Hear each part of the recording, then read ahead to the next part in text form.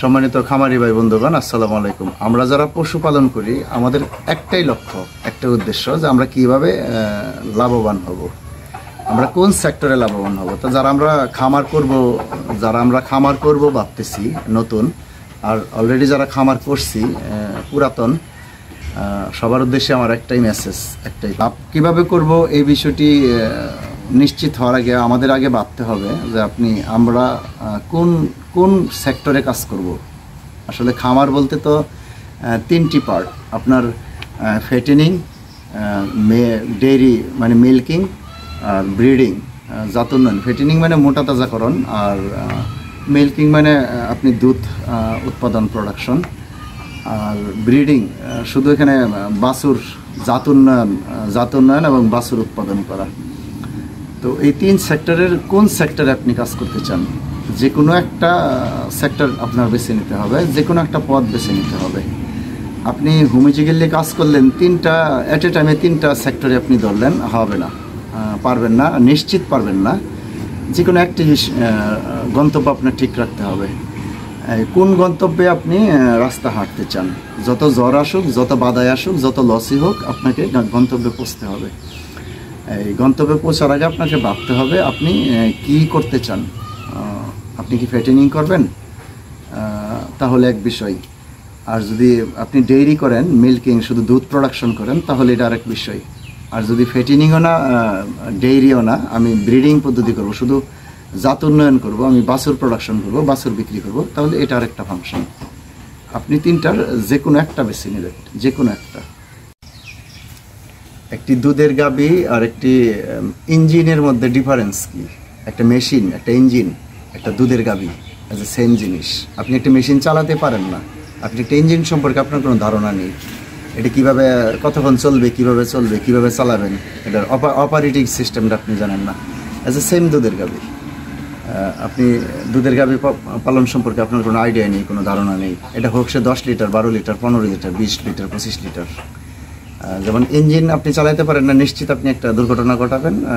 Same একটা দুধের গাভী, আপনার কোনো অভিজ্ঞতা নেই, কোনো আইডিয়া নেই, নিশ্চিত গাভী দুর্ঘটনা ঘটবে। আপনি ফ্যাটেনিং, মোটা তাজাকরণ আপনি অনেকটা দেখা যায় যে সাঁতার জানেন না, আপনি নদীতে আপনি পানিতে নামলেন, নদী ওপারে যাবেন সাঁতরিয়ে, কিন্তু সাঁতার জানেন না, নিশ্চিত আপনার মাঝ নদীতে মৃত্যু। ফ্যাটেনিং অনেকটা এরকম। আমরা কি পশু কিনবো, কি জাত কিনবো, কতটুকু বয়সের কিনবো, তাকে কি খাওয়াবো, কিভাবে মোটা তাজাকরণ হবে, এই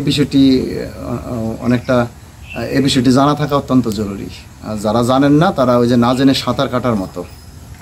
এরপর আসেন আপনি ব্রিডিং পদ্ধতি, জাত উন্নয়ন, অর্থাৎ গাভী পাললাম, বাছুর হইল, আপনি শুধু বাছুর প্রোডাকশন করি, ফ্যাটেনিংও না, মিল্কিংও না, ডেইরিও না, আমার ব্রিডিং পদ্ধতি, আমি বাছুর প্রোডাকশন করি। এই ক্ষেত্রটা আসলে বিশাল একটা ব্যবস্থাপনা। বীজ কনসিভ করানো, গাভীকে হিটে আনা, বীজ কনসিভ করা, বাচ্চা ডেলিভারি দেওয়া, এই বাছুরটাকে হৃষ্টপুষ্ট করে বড় তোলা, এটা একটা বিশাল বড় ম্যানেজমেন্ট। এই ব্যাপারে আপনার আইডিয়া যদি না থাকে, অভিজ্ঞতা না থাকে, তাহলে এখানে দাঁড়ানোর বা এখান থেকে সফলতা অর্জন করার কোনো স্কোপ নেই, কোনো সুযোগ নেই। আজকে আমি কথা বলবো ফ্যাটেনিং নিয়ে, মোটা তাজাকরণ। এই মোটা তাজাকরণে কি কারণে লস আসে, মোটা তাজাকরণ করতে যায় কি কারণে লস আসে, কি কারণে লাভ হয়, এই বিষয়ে আমি কথা বলবো না। কি কারণে লস হয়, কি করলে লস হবে না, ঠিক এই বিষয়টি নিয়ে আমার কথা। যদি লস না হয় তাহলে আলটিমেটলি লাভ হবে। ওই লাভের কথা বলে লাভ নেই, কারণ আপনার ফেসবুক বলেন, ইউটিউব বলেন, বিভিন্ন মুখরোচক গল্প বলেন, ওই মাসে 2 লাখ টাকা ব্যবসা, 3 লাখ টাকা ব্যবসা, 60,000 টাকা ব্যবসা, 50,000 টাকা দেয়, গরু কিনা 2 মাসে আমি 90,000 টাকা বিক্রি করছি, সব ভুয়া, সমস্ত কথা মিথ্যা, একটা কথাও সঠিক নয়। তো আপনি লস কি কারণে হয়, আপনি বর্তমান ফ্যাটেনিং ব্যবসায় লাভ। ফ্যাটেনিং কি? ফ্যাটেনিং মাংস উৎপাদন করা, এই জিনিসটি আপনাকে বুঝতে হবে। আপনি শুকনো একটা গরু নিলেন, এটাকে আপনি খাওয়ায়া মোটা তাজাকরণ করলেন, অর্থাৎ তার শরীরে মাংস বৃদ্ধি হইল। কিনেন সময় তার বডি ওয়েট ছিল আপনার 150 কেজি, তার মাংস ছিল আপনার 100 কেজি, আর বিক্রির সময় মাংস হবে তার 200 কেজি। এই যে মাংস উৎপাদন, এই মাংস উৎপাদন করাটা অত্যন্ত জটিল কাজ। মাংসের যে বাজার আর উৎপাদন যে খরচ, এই বিষয়টি মাথায় নিয়ে কাজ করলে যে কী করলে সহজে মাংস উৎপাদন হবে এবং কি করলে পরে আমার লস হবে না, এই বিষয়টি মাথায় নিয়ে খুব সুচিন্তিতভাবে আগাইতে পারলে ইনশাল্লাহ আমরা ফেটিনিংয়ে ভালো করতে পারবো। হাড্ডিসার বয়স্ক গরুতে খুব বেশি লাভ করতে পারবেন না, এগুলো যৎ সামান্য ব্যবসা। তার চেয়ে বরং আমরা যদি কোরবানি ভিত্তিক চিন্তা করি যে বছর একবার কোরবানি ঈদে সেল করব, তাহলে শাহিওয়াল দাতাল গরুগুলো সবচেয়ে বেস্ট। কারণ কোরবানিতে এই গরুগুলোর চাহিদা ঈদের মাঠে অনেক বেশি থাকে, লাভবান হওয়ার অপরচুনিটি আছে। আর সবচেয়ে বেস্ট হয় যে সারা বছর যদি আমরা মাংস ডেলিভারি দিতে পারি, সেক্ষেত্রে এই হলস্টেইন ফ্রিজিয়ান এই ক্রস বুলগুলো এগুলো অত্যন্ত লাভজনক, এগুলো আমরা নিতে পারি। ওই বাজার থেকে একটা গরু নিয়ে আসলাম, দেশি হাড্ডিসার গরু, 50-55 এ টাকায় তাকে 3 মাস তাকে খাওয়াইলাম আমি 10,000-12,000, হইল কত 60-65, বিক্রি করলাম কত 80, লাভ কত 15,000। আসলে বিষয়টা এত সহজ না। 60-65 দিন, 2 মাস, 2.5 মাস, 3 মাসে আপনার মোটা তাজাকরণ প্রকল্প, এটা অসম্ভব। এটা শুধু মুখেই শোনা যায়, বলতে শোনা যায়, আসলে বাস্তবে আপনি করেন, আপনি নিশ্চিত হুসুট খাবেন। এই যে মোটা তাজাকরণে লস হবে না আপনার মোটা তাজাকরণের প্রথম মূল শর্ত জাত এবং দাঁত। আপনি জাতের গরু কিনবেন, দাঁতাল গরু কিনবেন, খুব শর্ট টাইমে আপনি ভালো একটা প্রফিট গেইন করতে পারবেন। আর আপনার খাদ্য ব্যবস্থাপনা সম্পর্কে ধারণা থাকতে হবে। অবশ্যই ঘাস লাগবে আপনার, তার দৈনিক যে এনার্জি, তার যে পরিমাণ খাদ্যের চাহিদার মিনিমাম 80% আপনার ঘাসে কভার করতে হবে। জমিতে ঘাস চাষ করতে হবে। আপনি দানাদার খাবার খাওয়ায়া, ওই খড় খাওয়ায়া, এগুলো পুষে আপনি 1 কেজি মাংস প্রোডাকশন করা অসম্ভব। 1 কেজি মাংস উৎপাদন করা বাজার থেকে যদি আপনি দানাদার কিনে খাওয়ান, 1 কেজি মাংস উৎপাদন করতে আপনার খরচ যাবে 750 থেকে 800 টাকা।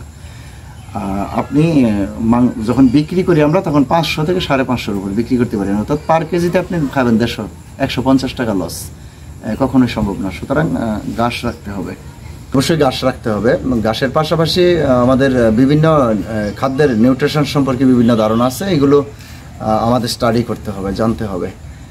কারণ আপনি একটা প্রকল্পে হাত দিবেন, একটি খামার করবেন, আর এই বিষয়ে পড়াশোনা করবেন না, এই বিষয়ে মাথা ঘামাবেন না। গরু কিনলাম আর গোয়াল ঘরে রাখলাম, তাকে বাজার থেকে খাবার কিনা খাওয়াইলাম, আর সে আস্তে আস্তে বড় হইলো, মোটা হইলো, অসম্ভব হবে না। কারণ টাকা দিয়ে ব্যবসা হয় না। আপনি লক্ষ লক্ষ টাকা বিনিয়োগ করবেন, বাট খামার হবে না, আপনি খামারি হতে পারবেন না, আপনার লাভ, আপনি প্রফিট দেখতে পারবেন না। তো সুতরাং আপনাকে সময় দিতে হবে।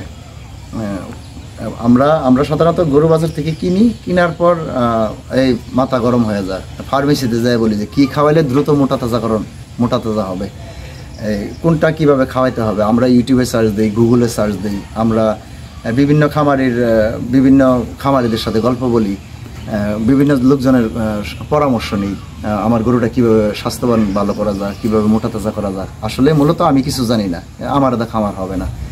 যত টাকা বিনিয়োগ করেন আপনি, কোনোভাবেই হবে না। আপনি এটাকে স্টাডি করতে হবে, নিয়মিত স্টাডি করতে হবে, তাদেরকে সময় দিতে হবে, তাদের পিছে লাগতে হবে, আপনার আইডিয়া থাকা চাই। তো যাই হোক, ফার্স্ট কন্ডিশন আপনি ট্রেনিং করবেন, সেকেন্ড কন্ডিশন আপনি জাত এবং দাঁত খুঁজবেন, থার্ড কন্ডিশন আপনার ঘাসের জমি থাকতে হবে, তার তার খাদ্য ব্যবস্থাপনা সম্পর্কে ভালো একটা আইডিয়া থাকতে হবে আপনার।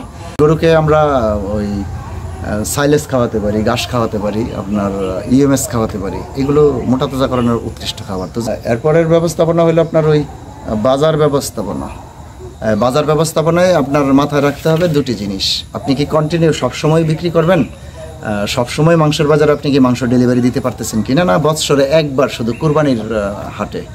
তো বৎসরে একবার যদি কুরবানির হাটে হয়, এটার একটা ব্যবস্থাপনা। আর যদি নিয়মিতই আমি মাংস বিক্রি করি, কসাইয়ের কাছে সেল দেই, তাহলে এটারই এক ব্যবস্থাপনা।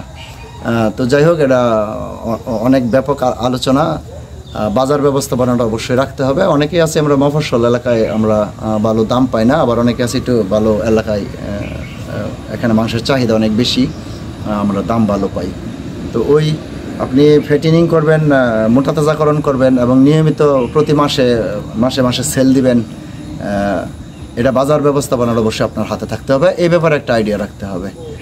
আর সর্বোপরি অবশ্যই আপনাকে তার একটা উন্নত এবং স্বাস্থ্যসম্মত একটা ভালো একটা বাসস্থান রাখতে হবে, খোলামেলা একটা মুক্ত পরিবেশ রাখতে হবে। তবেই ফ্যাটেনিং থেকে আমরা দুটো পয়সার মুখ দেখতে পারবো।